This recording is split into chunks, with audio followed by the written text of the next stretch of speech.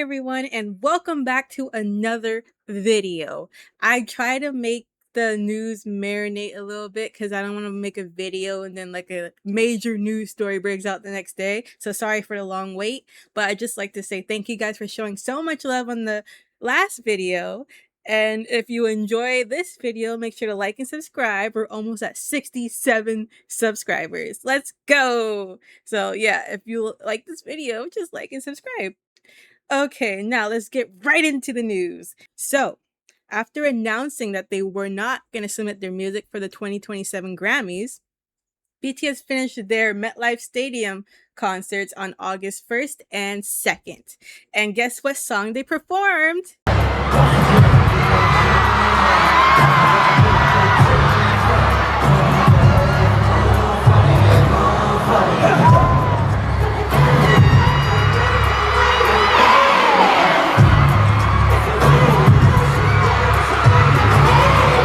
Yes, Aliens, one of my favorite songs off of Arirang.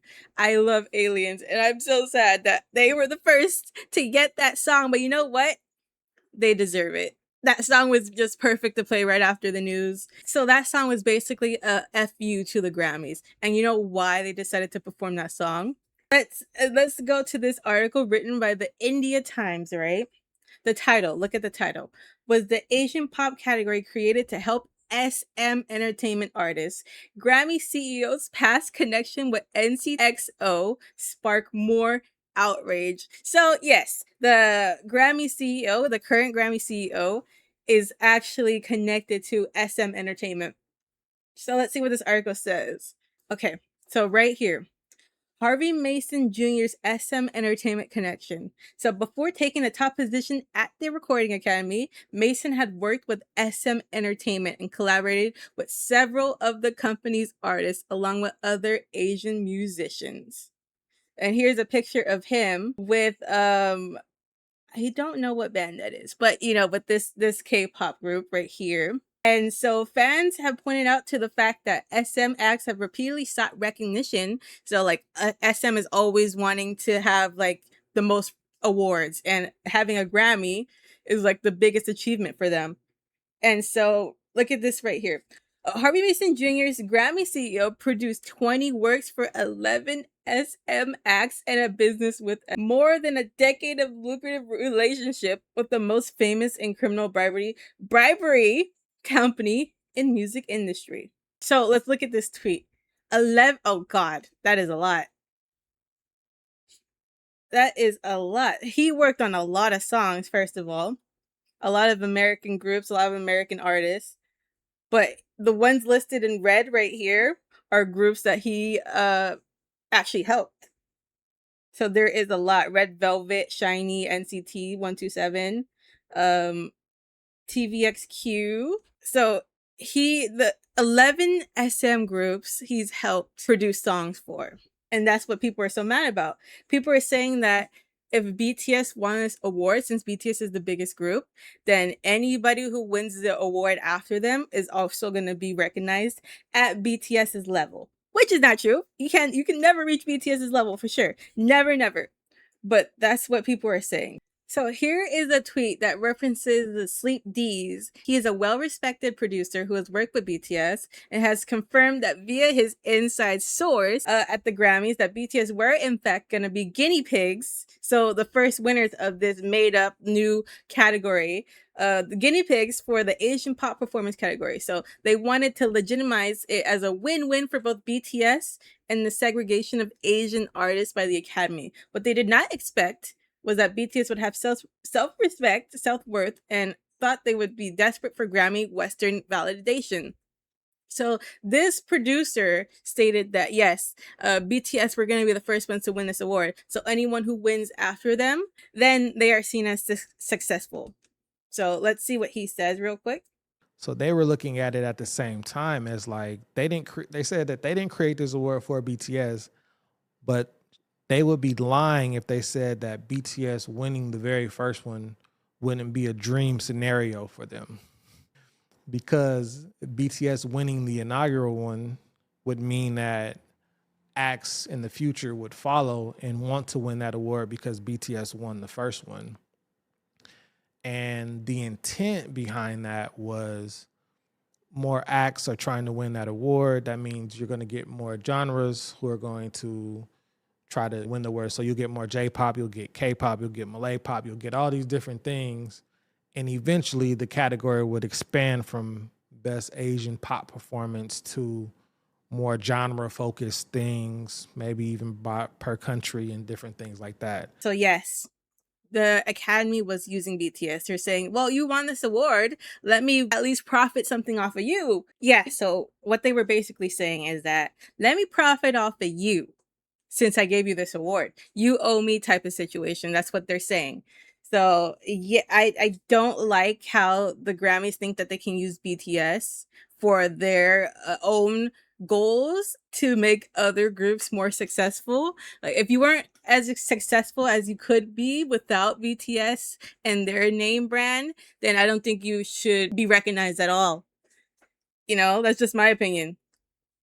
So here's an article from Forbes. BTS just shined a light on the Grammys diversity problem. So yes, they did. Everyone's seeing it. Everyone's seeing how they're categorizing everything. And here's a tweet that actually references that article. Forbes on the Grammys' new Best Asian Pop Performance category. Nobody created a Best European Pop Music Performance category for Dua Lipa or Ed Sheeran. That's all you need to know. That's all you need to know. You wouldn't know half of these artists are British or like British or European if you didn't hear them talk or if you didn't hear it categorized a certain way. So why do they have to separate Asians? You know, so fans took it upon themselves to create different signs during this MetLife Day 1 and 2 to show how much we support BTS's decision and to show that, you know, we don't care about the Grammys and that we always support BTS no matter what they choose to do in the industry. Like, we do not need that award. If you guys saw the wall of awards that BTS have already won, they are good. They are successful. They don't need any more validation from anybody. So what I really wanted to see Aliens live. Hopefully they perform it when I go. But yeah, that is basically the gist of it. Yeah, I'm gonna try to make this video a little shorter, but yeah. So I don't really want to play the video because I don't want to give this type of behavior any like airtime. But here's a video or like a snippet of what happened after the New Jersey show. It's translated, but here's the caption. This is the video of the Bangtan bodyguard who's currently arguing with one of the paparazzi who was tailing Bangtan when they left the restaurant yesterday while in New Jersey. And this has been coming up recently in since the tour started actually. There's been actually disgusting behavior from certain people when it comes to BTS and their privacy. So this is just one example, the most recent example, paparazzi following them in a restaurant after they were done eating at the restaurant, which is crazy. Like, nobody likes to be talked to or taken pictures of when they're eating. So why would you go do it to BTS of all people? Come on. So look, I'm gonna show you what. So when the tour first started in Tampa, Florida, a news channel posted a CCTV of BTS at the restaurant they had taken a picture at. So yeah, even news stations are buying footage of BTS and posting it on their TikTok, posting it on their actual news channel. That's just an invasion of privacy because there's so many crazy people out there. There's so many, and you don't know what they're going to do. So having a news channel post where they were and what they were doing that's just an invasion of privacy. I don't know. Like, why would you do that? So here's a tweet I saw. Camping outside of BTS's hotels, following them in your car, waiting outside restaurants just to film them, booking nearby hotels to spy on them, shouting at them for attention and then posting it online. Yeah, we need to bring back shame and decency. And I completely agree. If this was back in the day, people who did this, they would have been doxxed, like low-key, they would have been doxxed. I'm not saying that you guys should go do that, but the amount of people who find it comfortable enough to go stalk an artist You need help. You need serious help. So like this incident in Paris, paparazzi accounts and fan accounts and normal fans, they were posted outside of BTS's hotel location, camping outside their location all day. And then when BTS leave the hotel, they hop on Vespas to follow them around in their cars around the city. So yeah, like this is not just a unique thing either. This has happened throughout the tour. Even more so to the point where it has gotten to the point where even members have decided to post about warning people from coming near their hotels or camping at their hotels. Not only is it a safety issue for them, but it's a safety issue for like the people on the streets or trying to walk or trying to get in the hotel. The tourists who are trying to go to their hotel, they can't. All these people are camping in front of it. So on Weavers, V actually posted something. So here's what he said. You are happy to see us, and I am very grateful for that. But I do wish you could refrain from coming to our hotel.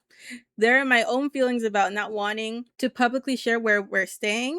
And then there's also the impact that has on my health and well-being on concert days. And so this is my request to you. Also, while we're on tour, going to good restaurants, walking around, and just being able to enjoy the country I'm in is very important to me. Moving forward, I hope we have no more instances of you coming to our hotel. I hope you can be understanding.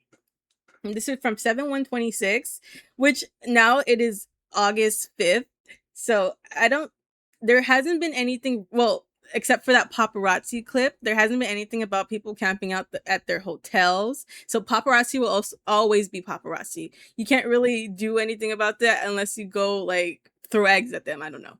But yeah, it's like TMZ. They're annoying little roaches. They're always gonna be around. But after this statement, it has actually been relatively good with the situations at the hotels. But yeah, I think that's all I'm gonna cover for this video. If any new major news drops, I'll make a video about it. I know this one's shorter. I'm trying to see if a new format works. But yeah, I hope you guys enjoyed this video. If you want me to talk about anything else, just leave a comment down below. Like and subscribe, and I hope to see you guys again. We're almost at 67. Thank you so much.